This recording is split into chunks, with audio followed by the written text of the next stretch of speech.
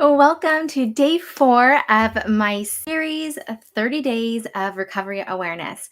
My name is Raquel Lopez, and I am so glad that you have joined me.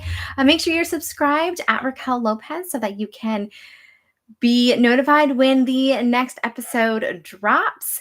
And make sure that you check back on the last 3 days. So, yesterday we talked a little bit about building support systems, and that was really, really good. I think that that is one of the pivotal things in recovery that you need as you continue on the journey. So make sure you listen to that, along with the understanding addiction with compassion and faith as a foundation in your recovery. So those are like the first three big like stepping stones as we continue on this journey. And this really isn't any different as far as its importance. So we're going to be talking about setting boundaries for a healthy recovery today. And I just know how important it was in my life. And I talked a little bit yesterday about how I had created a support system that kind of co-signed my addiction for many years. I built the place that I went to school, the jobs that I worked at, the relationships that I was in, the friendships that I was in.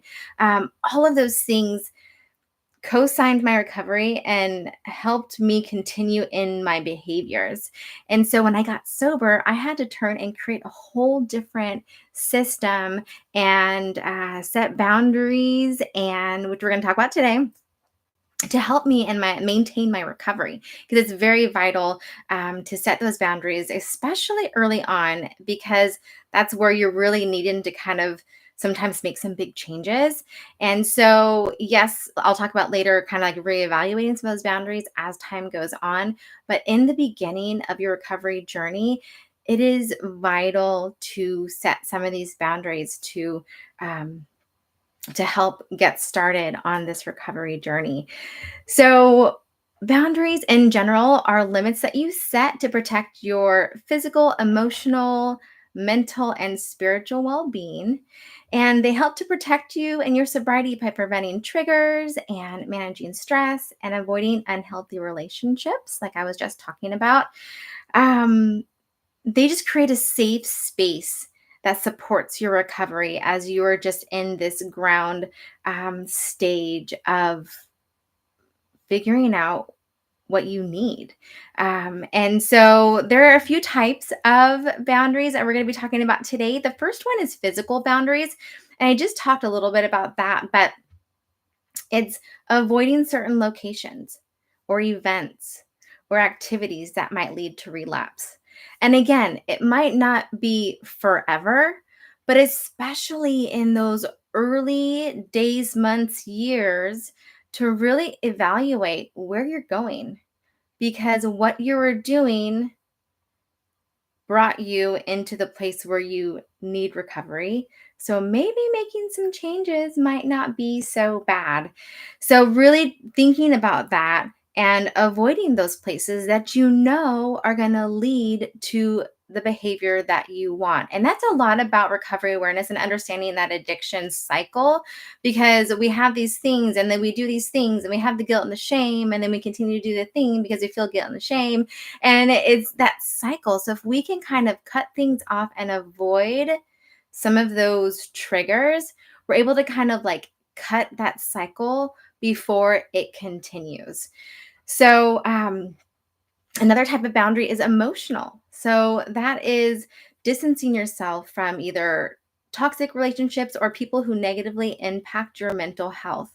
And again, like I was saying a little bit ago, the people in your life that, I know for me, I set myself up to be around people who were okay with my addiction because I wanted to keep doing what I was doing. And so I wasn't going to be with somebody or hang out with people who looked down on what I did. So it was really about having to remove myself from certain people in my life, at least for a little bit, just to kind of maintain the clarity. And that's what for me was so good about going to rehab, was because I was able to like physically remove myself and have that protection of a, like, that protective bubble, that 30-day bubble, right? And I continued that past the 30 days because I knew that's what I needed. So I had my 30-day, I say 30-day bubble of rehab, and then I did an aftercare program. Or no, I did an outpatient, and then I did an aftercare program. But it ended up being kind of like a 6 month to a year process where I kind of like would go out into the world a little bit, but then know that I had a safe place to come back to. And then I'd go out into the world a little bit more and continue finding those things that were going to help me in my recovery. And shameless plug, we're going to talk a little bit about accountability tomorrow. So come back tomorrow to hear a little bit more about that. But those are kind of like the things I had to get kind of like reintegrated into the world after I was in my little bubble, and learning the tools and all the things I needed to do for that. Time boundaries was another boundary that is important, but it's managing your weekly time, and your daily time and your monthly time, like your schedule that supports recovery and self-care and personal growth. And so that's looking at, where are you spending your time? Are you doing the things that you're supposed to be doing? Are you practicing self-care as far as sleep and food and all of those things? Like, where are you spending your time? Because sleep and food and where you spend your time can impact negatively or positively your recovery. And so really looking at that and setting some time boundaries, as like, how many days a week are you going to go out with friends? How many days a week are you going to, do A, B, C, and D? And we're going to talk a little bit about that in a second. But yeah, so it's that time. Like, how are you spending your time? And what's going to be good for you? And all of these things, like I said, I'm going to talk a little bit about my own personal recovery experiences, but make sure that you take into account who you are, where you're at, what your needs are, as you continue in your personal recovery. Spiritual boundaries. This is, again, protecting your time, kind of a little bit of time, but it's time for prayer and meditation and attending, faith-based meetings as something that is like outside of your norm and a change. It might be a change for you to get into that faith-based recovery. And I talked a lot about that the very first day. So if you have any questions about faith being a part of recovery, make sure you go back and watch and listen to day one, or shoot me a message. Make sure that anytime you hear anything you have questions about, or your own personal experiences, you want to share those, feel free to drop those in the chat or comment if you're watching this after it's gone live. I love getting to know others in recovery, and I love helping to bring awareness to those who are exploring recovery. So feel free to always message me, or put in the chat something if you have any questions or you're just unsure about something, and I will definitely elaborate on it. Like I said the other day, this recovery awareness series is going to kind of build on each other. So taking some of those bigger concepts and breaking them down into smaller bites along the way, and maybe in like a different context along the way too. So know that you'll hear kind of the same things throughout the series in different ways. So, because we need that, right? We need to hear things in different ways, but the same thing, so it gets into our brain. Because I don't know about you, but I can be a little stubborn and a little like, I need to hear this more than once for it to sink into my brain. Because I was out my addiction for a long time. And so when I learned something new, I had to learn it over and over again to make sure it like sunk in. So you're not alone if you feel that way too. But yeah, so we're gonna move a little bit into having some water real fast. But maintaining some of those healthy boundaries. So again, that just goes back to identifying what your personal needs are. Like I've kind of mentioned, you need to know what you personally need to protect your sobriety and where boundaries might be lacking for you. You might be really good at setting boundaries, or you might be really good in the area of, people and places and things, but you're not really good at setting time boundaries. And I am completely guilty of that. I am a doer of all things. And so I really have to continually come back to time boundaries in my life. And I know that I need that for my sobriety. And so I will get to a point where I will start doing a lot of things, and then I'll have to kind of like stop, take a breath, reevaluate, which we'll talk about in a little bit, but reevaluate where I'm at, what I need. Do I need more sleep? And that's usually a lot of the time it's what I need. Do I need more sleep?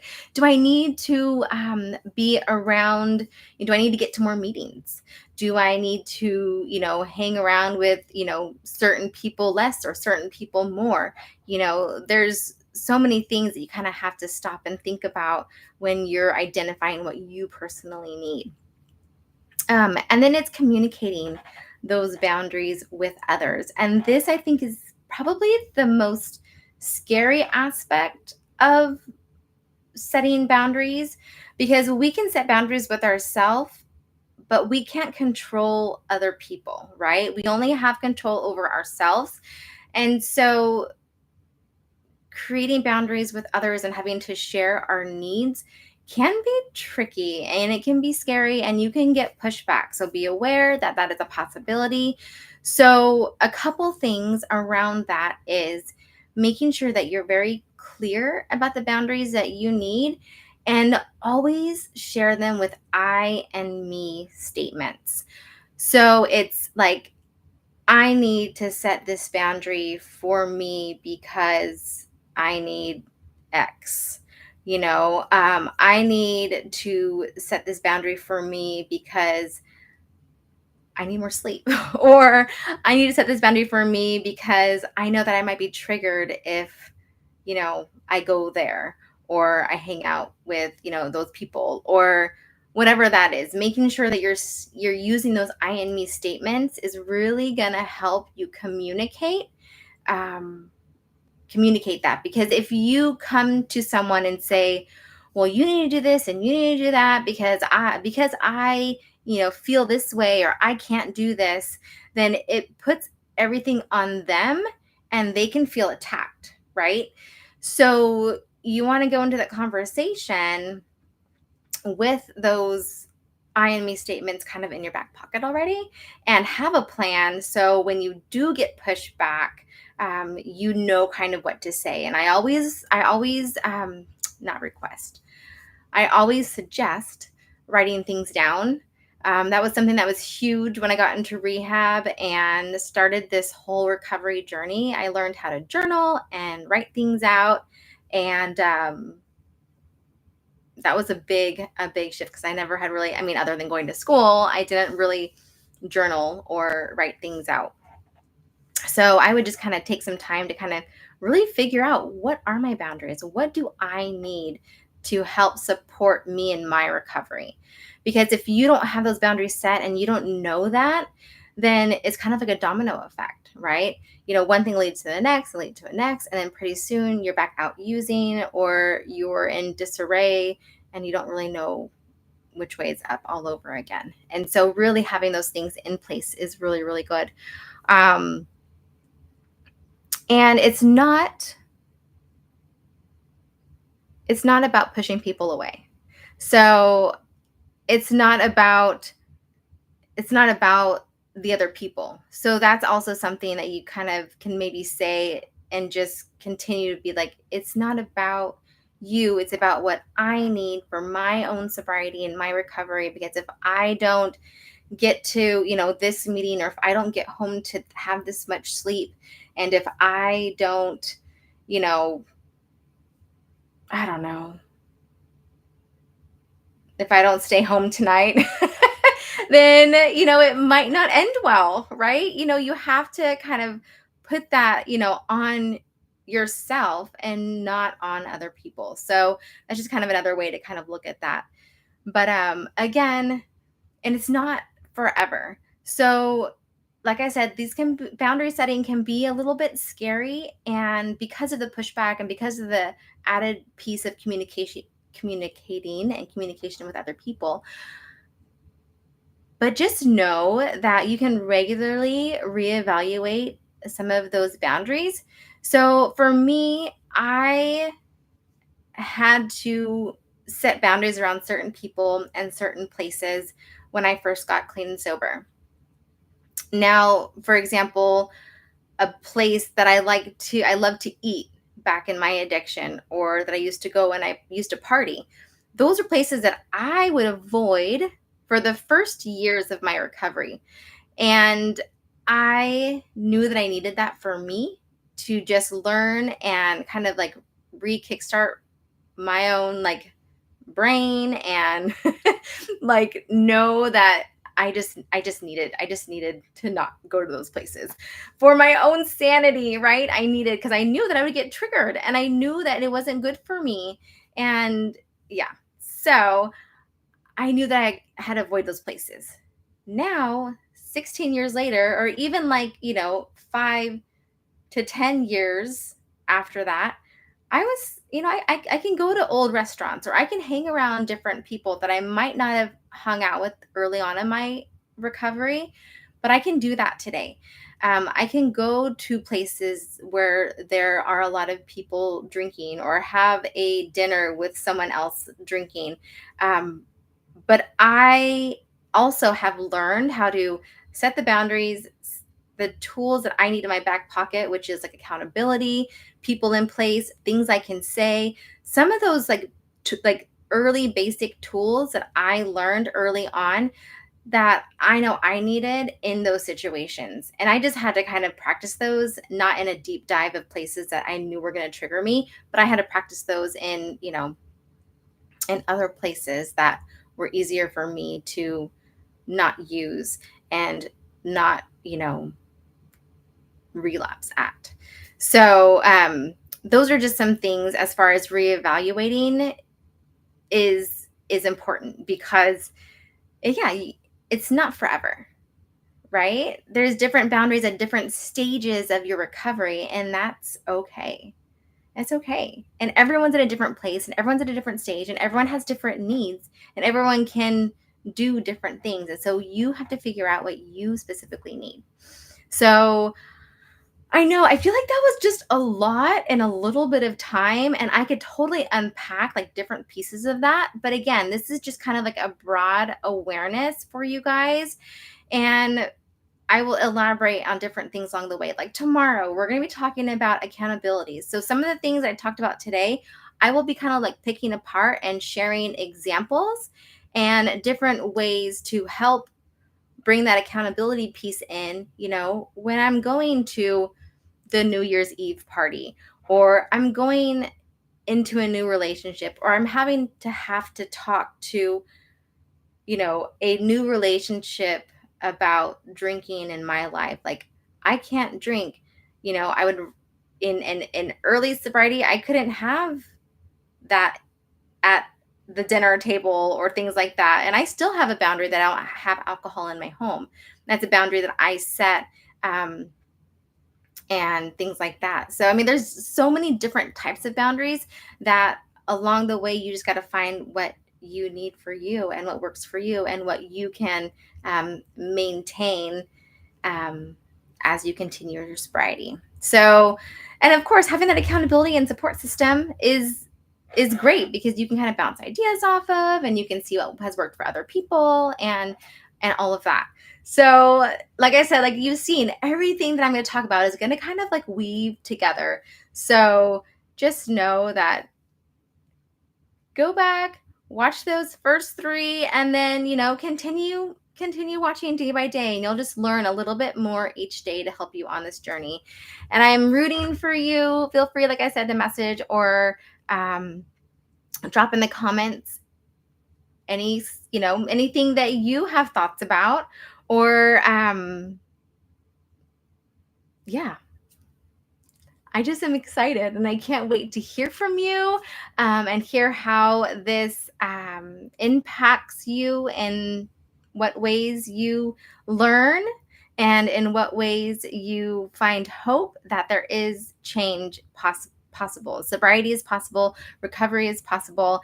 And that is like a big reason of why I want to do this series because I just want to shed light and let you know that there are people who are sober and it's possible. So I love you guys, and I'm excited to see you tomorrow as we dive into accountability and recovery. All right. See you then.